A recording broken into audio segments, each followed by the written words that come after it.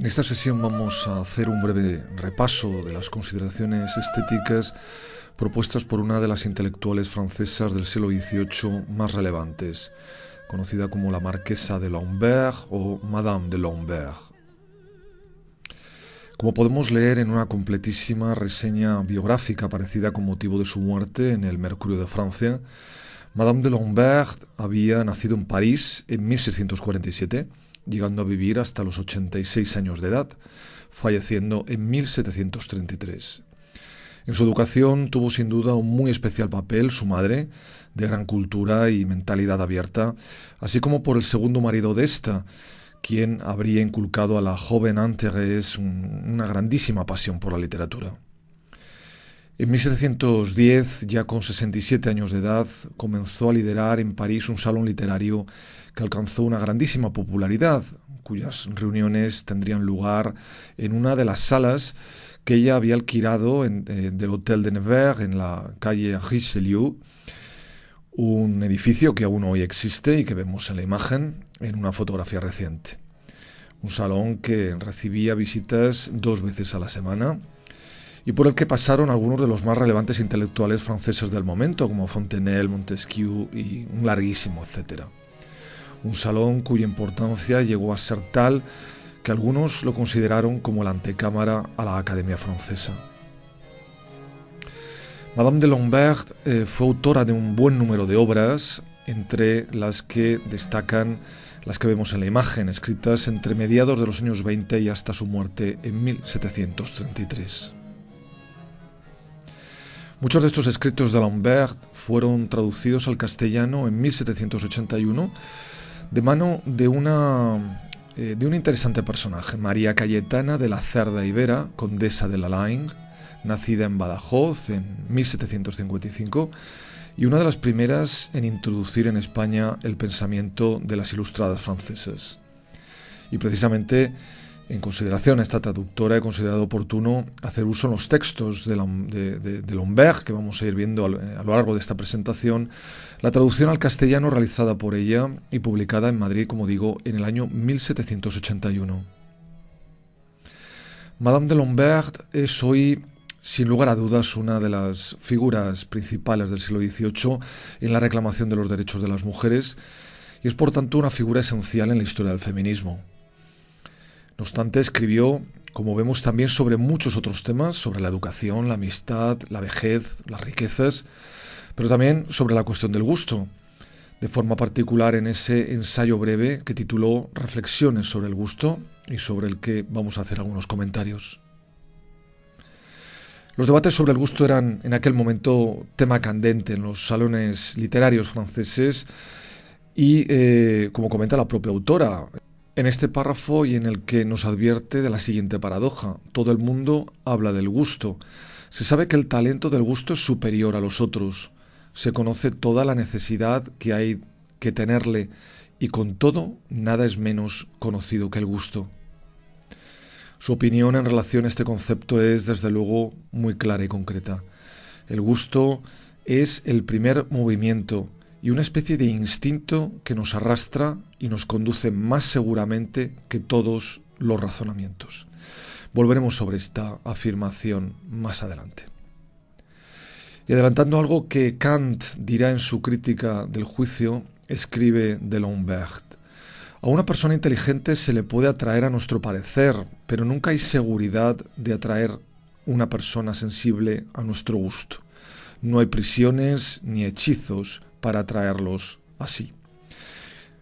Añadiendo, como vemos, que nada se contiene en los gustos y todo viene de la disposición de los órganos y de la relación que se encuentra. Evidentemente aquí de Lambert está anteponiendo la experiencia sensorial ante cualquier tipo de consideración, digamos, de tipo conceptual. El gusto de lo bello, en definitiva, no podría depender de reglas de la belleza a priori, al contrario de lo que, como veremos, defenderán pensadores como Baumgarten, por ejemplo. Y como decía antes, el posicionamiento de Lambert es muy parecido al que defenderá Kant muchas décadas más tarde, cuando éste escriba en su crítica del juicio que no hay ningún argumento empírico para imponer a nadie el juicio de gusto. En efecto, como veremos, para Kant el juicio de gusto se formula siempre totalmente como un juicio singular de objeto. Y al igual que para Madame de Longuebert, para Kant será inútil que queramos demostrar la belleza de una obra de arte citando, por ejemplo, a Watteau, a Lessing o a otros críticos o a las reglas por ellos establecidas. En definitiva, el gusto tiene que ver o tendría que ver con una relación directa, con una relación sensorial con los objetos que contemplamos. Para la formulación de este punto, D'Alembert se apoyó en esta cita de Pascal que paso a leer y que ella misma incluye en su ensayo. Ahí dice un modelo de gracias y de hermosura que consiste en la conformidad que tenemos con la cosa que nos agrada. Todo lo que está conformado sobre este modelo nos da una sensación agradable, que es lo que se llama gusto. ¿Cuál es este modelo y en qué se ha de conocer? Es lo que se ignora.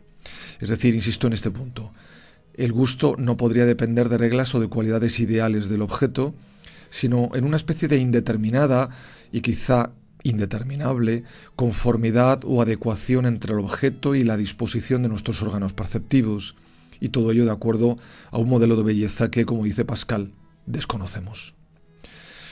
Lo cual no supone, desde luego, que nuestra pensadora caiga en la defensa de un relativismo total en relación al gusto.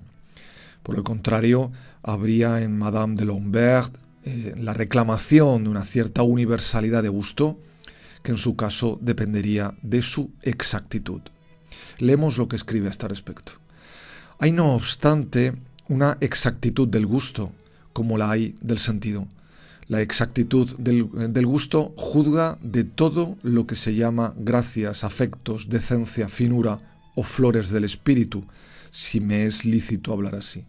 Es un no sé qué de sabio y de hábil, que conoce lo que conviene y sabe tomar en cualquier cosa la medida que se debe guardar.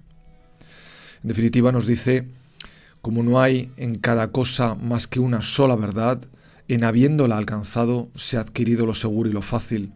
Tampoco hay en cada cosa más que un buen gusto, sin el cual nada puede agradar en cierto grado. La diferencia, sin embargo, que vamos a encontrar entre ella y algunos de los filósofos que desde el empirismo, sobre todo inglés-escocés, como hemos visto, van a defender planteamientos similares, es que para Madame de Longuebert no sería posible instruir en el buen gusto. Y así escribe. Como no se puede dar regla fija, tampoco se puede convencer a los que caen en falta, supuesto que su interior no se los advierte, no se les puede instruir. Este aspecto confiere al gusto en los textos de Longuebert la condición de algo, digamos, casi concedido en cierta manera por la propia naturaleza. Y visto todo esto, creo que debemos ahora comenzar la reflexión sobre la definición que nos plantea del término gusto. El gusto, escribe, tiene por objeto lo agradable. El gusto es un no sé qué que se siente y no se puede decir, que atrae y que une íntimamente.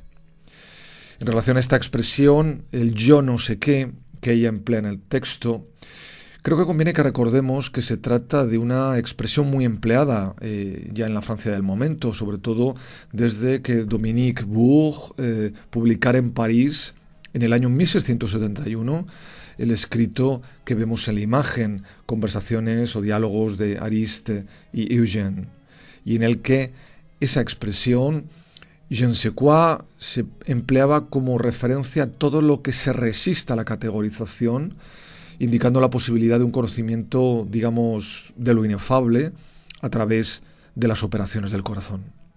Por tanto, con ese no sé qué, se refiere Bourg aquí a ese conocimiento más allá del alcance de la razón y que en cierta forma tendría ecos, pienso, de la teoría de Pascal de la revelación.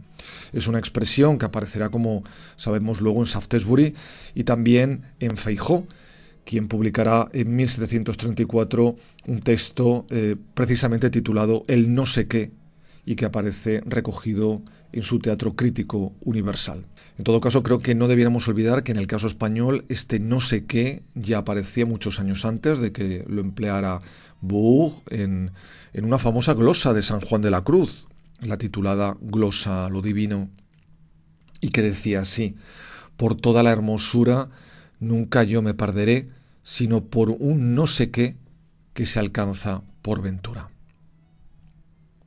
Pero regresando de nuevo a Madame de Lombert, tenemos que apuntar que el gusto para ella ha de ser entendido como una combinación de corazón y de entendimiento, afirmando que hasta ahora se ha definido el buen gusto como un uso establecido por las personas del gran mundo culto y espiritual. Aquí evidentemente está cuestionando de Lombert que el gusto sea propiedad o coto privado de los académicos o de los conocedores expertos de los cánones y de las reglas del arte del pasado. Continúa de Lombert. Yo creo que depende de dos cosas, de un afecto muy fino en el corazón y de una gran exactitud en el entendimiento. Asimismo, y para apoyar sus afirmaciones, de Lombert citará frecuentemente a aquellos pensadores que, como Malebranche, habían defendido que las mujeres estaban especialmente dotadas para las cuestiones del gusto. Un autor muy respetable, aquí se está refiriendo obviamente al padre Malebranche, concede al sexo, aquí hay que leer evidentemente al sexo femenino, a las mujeres, todas las gracias de la imaginación. Lo que corresponde al gusto, dice, es de su jurisdicción. Desde luego, a lo largo de sus escritos vemos a una clara defensora de la superioridad de ese entendimiento que viene de la sensibilidad y de la fuerza de la imaginación. Así, partiendo de las críticas, nos dice de los que cuestionaban a las mujeres diciendo que el afecto las domina y las distrae. Lo que afirmará Madame de Lombert es que, por el contrario, el afecto, en su opinión, no perjudica al entendimiento, pues él suministra, nos dirá, nuevos espíritus que iluminan, de modo que las nuevas ideas se presentan más vivas, más limpias y más desenredadas. Para nuestra pensadora, pues es tan posible llegar a la verdad a través del calor de los afectos que a través de la exactitud de los razonamientos. En sus textos vemos que está convencida de que la persuasión del corazón es superior a la del entendimiento.